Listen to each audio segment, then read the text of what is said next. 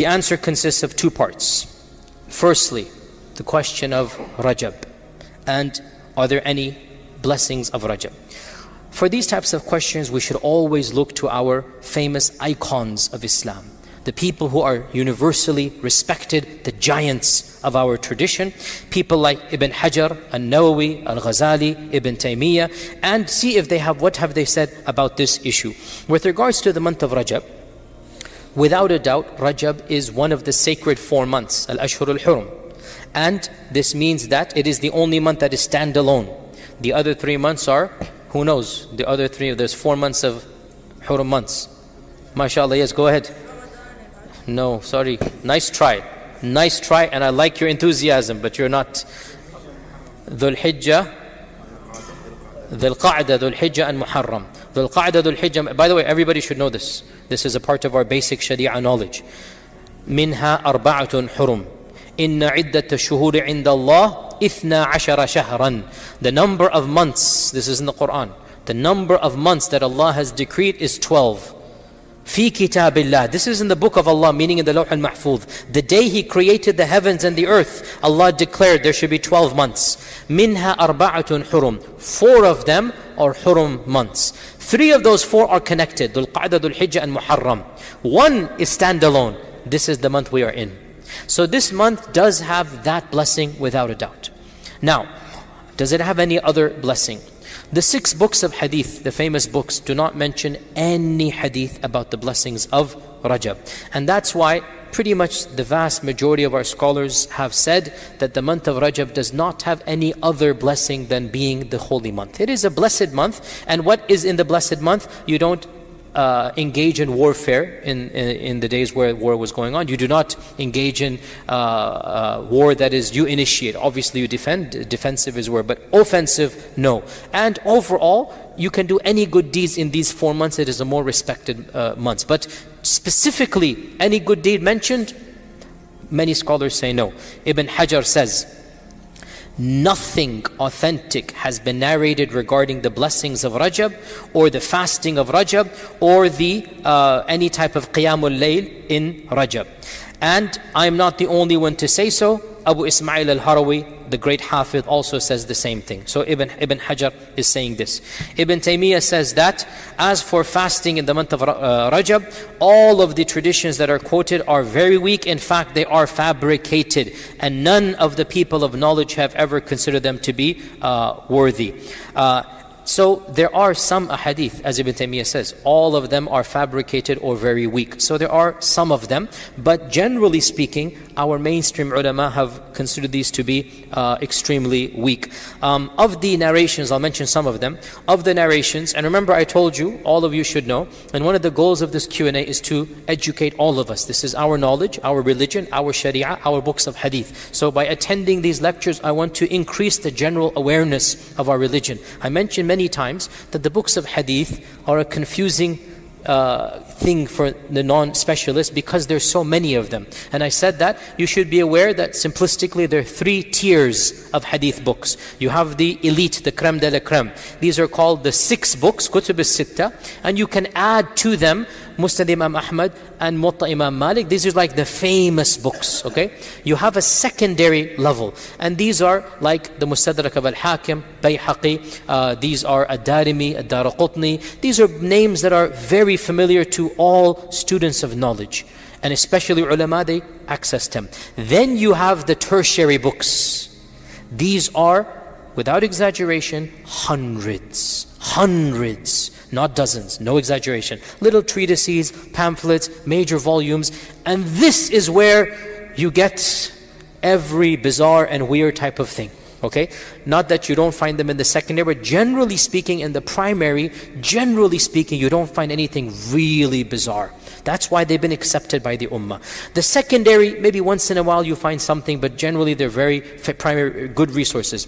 The tertiary level, even advanced ulama generally don't have all of the books, and they haven't even heard of all of them, and they know they haven't heard of all of them. That's fine, that's the way it goes. Only those that are really specialists in hadith would be familiar with most of them.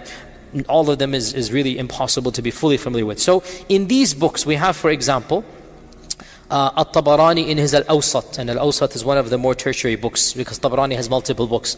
At-Tabarani in his Kabir might be secondary, but Al-Awsat is definitely the tertiary. And you have Abu Na'im in his Hulya, which is again one of the tertiary books. He has a hadith of Anas ibn Malik that allegedly the Prophet ﷺ would say when Rajab comes in, Allahumma barik lana fi Rajab wa Sha'ban wa ballighna Ramadan.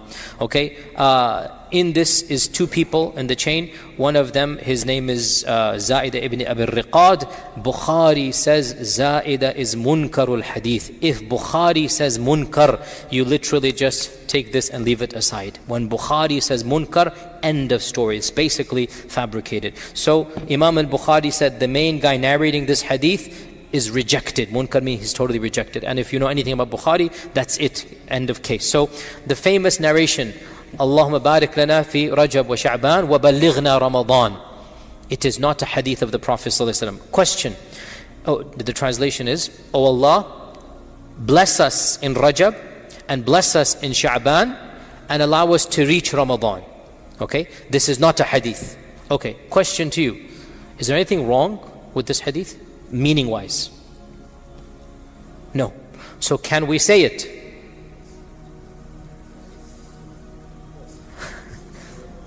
Why can we not say it when there's nothing wrong with the meaning? As long as we don't attribute to the Prophet ﷺ. It's not a hadith.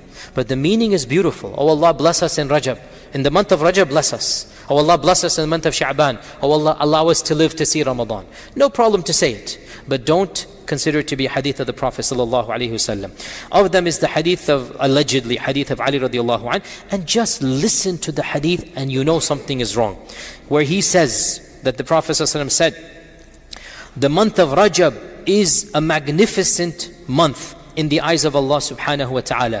Whoever fasts one day of the month of Rajab, Allah will write for him the fast of 1,000 years. MashaAllah, tabarakallah. And whoever fasts 7 days, the doors of Jahannam are permanently shut for him. And whoever fasts 15 days, all of his lifetime of evil shall be converted to good deeds. And an angel will cry out from the heavens, Allah has forgiven you, so it doesn't matter what you do. Now, you don't even need to be a scholar of hadith to say something is wrong with this hadith. Okay? Now, where is it narrated? It is in a book that I guarantee you even the majority of ulama have never seen or heard of. It's one of the very obscure books. Ibn Shaheen in his Fada'il. Ibn Shaheen is a person, he died 385 Hijran. Ad-Daraqutni says of him that he was a good man, but he made too many mistakes.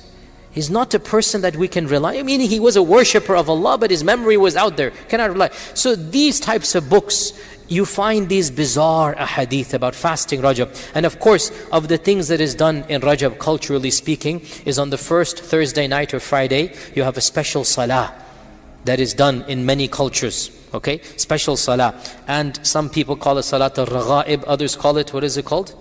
What is it called? Can somebody help me in Pakistan? What is it called? There's a term for it, I forgot. But you pray like extra, and there's a special procedure, and you read this and you read 1,000 times that, and there's an elaborate mechanism that is done. And An-Nawawi says this salah is a reprehensible bid'ah. In fact, he says bid'atun qabihatun munkaratun ashaddu inkar. It is a reprehensible, weird, disgusting thing, should never be done. Anybody who does it should be warned against, because there's a procedure to pray that is different than our two prayers. It's a weird, you do this, you do that, you recite this, you sit down. And Imam An-Nawawi says there is no basis for this thing. So he says, and this is the mainstream position, there's nothing special salah in Rajab. How about if somebody wants to pray tahajjud in Rajab? Why should we prevent somebody from praying tahajjud? And again, that's what I'm saying. We talked about this before, that if somebody wants to do a generic good deed, and he does it in a time frame that he thinks it's maybe more rewarding, this is where the controversy occurs. Is this bid'ah or not?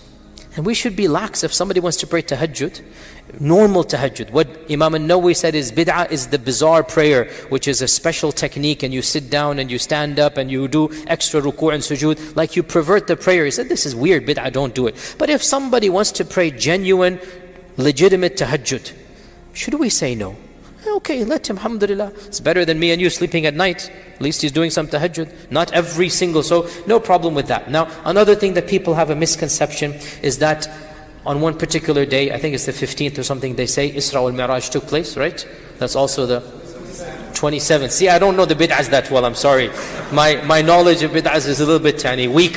So, I have Raghaib, Laylatul Raghaib, So they say that on the 27th of Rajab, Isra al-Miraj took place, and so they have extra deeds that they do over there. But from the books of Seerah, there is absolutely no indication that Isra al-Miraj took place in Rajab. In fact, if anything, Az-Zuhri seems to indicate that it took place in Rabi' al-Awwal. And Zuhri is the authority of Seerah, died 127 Hijrah. And if anything, the most authentic thing that we have is that Isra al-Miraj took place in Rabi' al-Awwal. And even if it took place in Rajab, for us to do anything bizarre that is against the Sunnah, I'm not talking about a generic fast or tahajjud, this is any time we can do. But anything bizarre, we should not be done. So this is the first part, that there doesn't seem to be any special actions that are required to do, or any special beliefs of Rajab. But if somebody wants to do any generic good deed, of generic sadaqah, of tahajjud, of fasting, they can do it in Rajab, and they can do it in any month. We should not cause an issue with that. Now, I also wanted to get to the other issue, and then with that we conclude. Our sister, whatever her name was, I forgot. What was the name I said? Sorry. Sadaf. Sister Sadaf says that she's had an argument with, I'm assuming it's a cousin or uncle, it's caused some issues within the family. And I say, you see, this is actually a bigger problem than the question itself. Not knowing how to deal with this issue, to the point of it causing, looks like a boycott has happened, they're not talking to one another over an issue of an abstract nature. And this is something that we need to learn to overcome.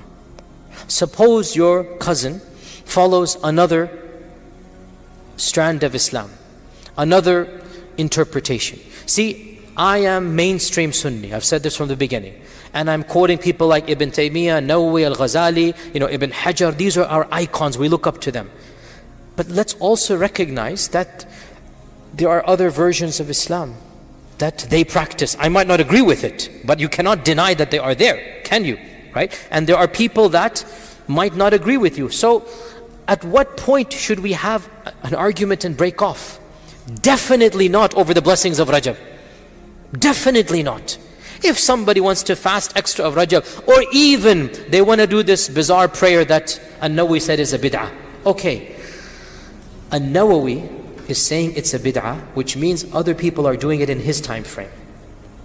I disagree with those other people. I agree with Imam An-Nawawi. But what do we do when your cousin looks up to the other group? What do we do? Do we boycott our blood and relatives? Do we have animosity with other Muslims? Before we get to that level, before you look at the differences, first look at what you have in common, then get to the differences. Do you worship the same God? Do you face the same qibla? Do you read the same book? Do you believe in the same prophet? Do you want to enter the same Jannah? If all of these check, then you get to the differences. Put that difference in perspective of the commonality as well. Please don't misunderstand. I just told you it is a bid'ah to do bizarre prayers in Rajab. I just said this. Now the second question, what do you do if your cousin insists that he or she is going to pray those prayers? Do you make them an enemy of Allah and His Messenger? Do you boycott them? Do you show hate? Do you stop saying salam to them? Once you can have a nice, gentle discussion. You can say, look, I'm not a scholar, I've asked the ulama, and they quoted me Ibn Hajar, they quoted me An-Nawawi, I just quoted you. These great ulama, not a single authentic hadith, but they will say, I don't know any of these names. And I'm not trying to be controversial, but they will quote Ahmad Raza Khan, say, that's our sheikh. Or, for the other ethnicity, they will quote the Haba'ib chain, they'll say, oh, they have Fada'il Rajab.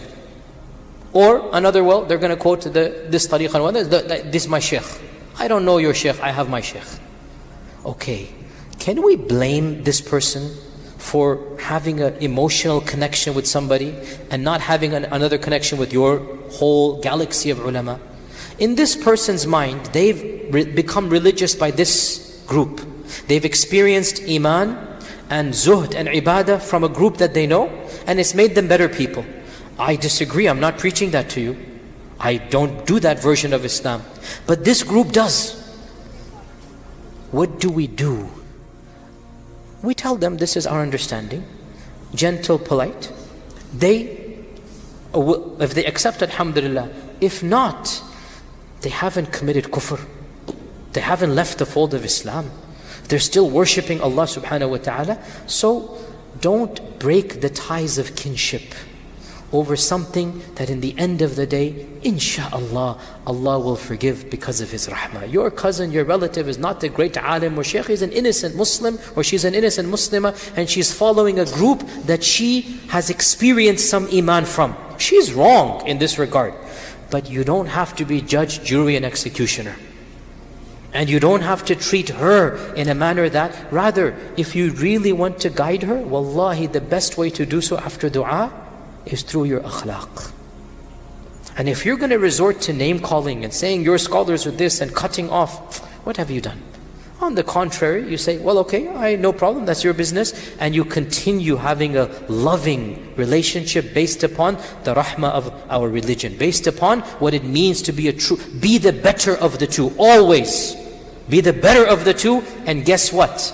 And wallahi, I've discovered this in my own life all the time. That's why I don't respond to my critics that much, because in the long run, I always find intelligence and rahmah wins people of intelligence and rahmah over. And the only people that are left are people of no intelligence or no rahmah, one of the two, or no sincerity. Otherwise, my own 25 plus years, and I've had critics of every stripe and variety, keep on doing the right thing for the right reasons with compassion. Simple as that. And if you are consistent, the other person, guess what? They will hear from their group hatred and negativity that will shock them. Like, oh my God. They're going to call the other group kafir and dal and mudil and sellout and what else, all the names you've memorized. So he's going to do all of that, inshallah. He's my to-go person. I kid with him, by the way. Semi-kid with him. But where was I? They're going to use a methodology of harshness that will demonstrate to your relative that this isn't real Islam. Not by academic arguments, because your relative is not qualified to study the chains of Isnad. Your relative doesn't know Bukhari's munkar means what. Your relative does know that a simple bit of love and compassion is what our Prophet ﷺ taught. Correct? So why are you resorting to the tactics of the very group you are considering to be wrong? Show them what it means to be a real follower of the one who was sent as rahmatan lil alameen.